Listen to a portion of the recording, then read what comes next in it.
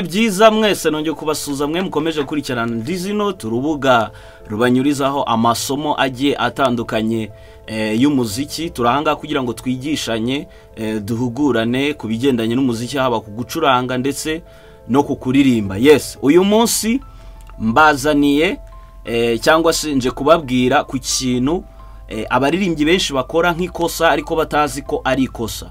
Hari ukuntu ujya kubona ukabona nk'umuririmbyi aririmbye araramye cyangwa se areba hejuru, aririmbye areba hejuru cyangwa se araramye.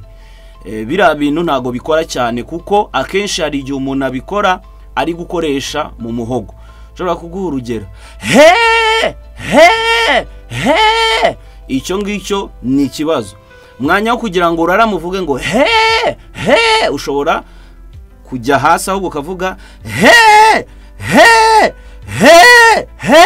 urumva ni ibintu bitandukanye.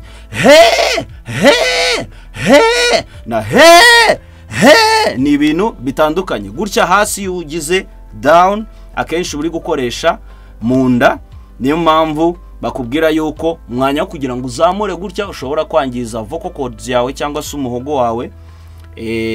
Ibyo ngibyo bikaba byakubera bibi cyane, ukaba wanajyanwa no kwa muganga. Aho kugira ngo bikore uko nguko ushobora kuba wakubika umutwe.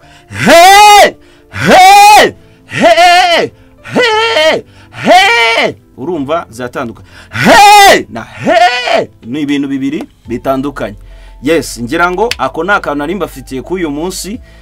Abaririmbyi benshi mukunda kugakora cyangwa se hari nabo muzi bakunda kuba bagakora. Niba nawe wagakoraga anyandikira muri comment komeze kumbwira ukuntu ujya wumva bimeze. Ariko icyo nzi cyo nuko vocal cords yawe irababara, kandi ikindi ushobora no kuba wanasarara cyangwa se ijwi rikaba ryahangikira.